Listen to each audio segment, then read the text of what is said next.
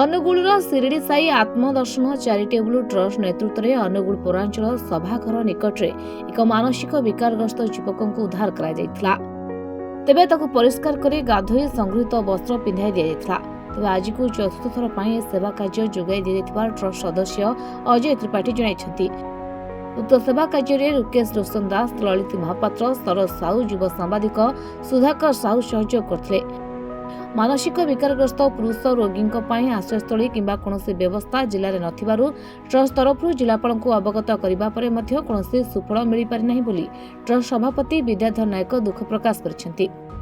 ମହିଳାମାନଙ୍କ ପାଇଁ ତାଳଚେରରେ ଅଛି, ପୁରୁଷ ମାନସିକ ବିକାରଗ୍ରସ୍ତମାନଙ୍କ ପାଇଁ ଖୋର୍ଦ୍ଧା ଏବଂ ଝାରସୁଗୁଡ଼ାରେ ଥିବାବେଳେ ଅନୁଗୁଳରେ ବ୍ୟବସ୍ଥା ନଥିବାରୁ ଅଧିକ ଖର୍ଚ୍ଚାନ୍ତ ହେଉଥିବା ବେଳେ ଅନେକ ସମୟରେ ସେହି ଦୁଇଟିରେ ଫାଙ୍କା ନଥିବା କାରଣରୁ କେବଳ ଚିକିତ୍ସା କରି ଛାଡ଼ି ଦିଆଯାଉଛି। ପ୍ରାୟ 4 ବର୍ଷ ହେବ ଶିରିଡି ସାଇ ଆତ୍ମଦର୍ଶନ ଚାରିଟେବୁଲ ଟ୍ରଷ୍ଟ ମାନସିକ ବିକାରଗ୍ରସ୍ତଙ୍କ ପାଇଁ ସ୍ୱର ଉଠାଇବା ସହ ଉଦ୍ଧାର କାର୍ଯ୍ୟ ଜିଲ୍ଲା ମଧ୍ୟରେ ଭିନ୍ନ ଭିନ୍ନ ସ୍ଥାନରେ କରିଆସିଛି। ଆମେ ବିଗତ 5 ବର୍ଷ ମଧ୍ୟରେ ଅନୁଗୁଳ ଜିଲ୍ଲାରୁ 15 ଜଣ ପାଗଳ ଏବଂ 30 ଜଣ ପାଗଳି ମହିଳାଙ୍କୁ ଉଦ୍ଧାର କରି ଆମେ ତାଳଚେର ସ୍ଥିତ ମିଶନ ଆଶ୍ରୟରେ ପାଗଳିମାନଙ୍କୁ ଥଇଥାନ କରୁଛୁ। କିନ୍ତୁ ଯେଉଁ ପାଗଳମାନଙ୍କୁ ଉଦ୍ଧାର କରୁଛୁ ତାଙ୍କୁ ଖୋର୍ଦ୍ଧା ସ୍ଥିତ ଗଙ୍ଗପଡ଼ା ଏବଂ ଝାରସୁଗୁଡ଼ା ପିପୁଲ୍ସ ଫୋରମରେ ତାଙ୍କୁ ନେଇ ଥଇଥାନ କରୁଛୁ। କିନ୍ତୁ ଅନେକ ସମୟରେ ଆମେ ଉଦ୍ଧାର କଲେ ମଧ୍ୟ ସେଠି ସିଟ୍ର ବ୍ୟବସ୍ଥା ହେଇପାରୁନାହିଁ।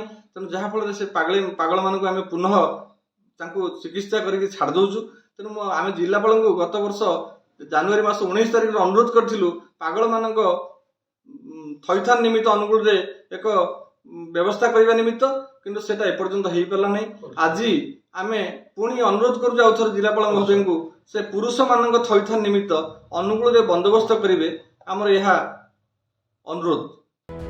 କିନ୍ତୁ ଅନୁଗୁଳରେ ନଥିବା କାରଣରୁ ଏମାନଙ୍କ ପାଇଁ ସ୍ଥାୟୀ ସୁରକ୍ଷା ହୋଇପାରୁନି ବୋଲି ଟ୍ରଷ୍ଟ ସଭାପତି ବିଦ୍ୟାଧର ନାୟକ ପ୍ରକାଶ କରିଛନ୍ତି। ଗତ ବର୍ଷ ଜାନୁଆରୀ 19 ତାରିଖରେ ଜିଲ୍ଲାପାଳ ମହୋଦୟଙ୍କୁ ଆମେ ଅନୁରୋଧ କରିଥିଲୁ ପୁରୁଷ ବିକାରଗ୍ରସ୍ତ ରହିବା ପାଇଁ ଏଠି କୌଣସି ସୁବିଧା ନାହିଁ। ତେଣୁ ପୁନର୍ବାର ଅନୁରୋଧ କରୁଛୁ ଜିଲ୍ଲାପାଳ ମହୋଦୟଙ୍କୁ ତାର ବିଚାର କରି କିଛି ସୁବିଧା କରିବେ। ଅନୁଗୁଳ ସୁଧାକର ସାହୁଙ୍କ ରିପୋର୍ଟ, ମହାଭାରତ ଲାଇଭ୍।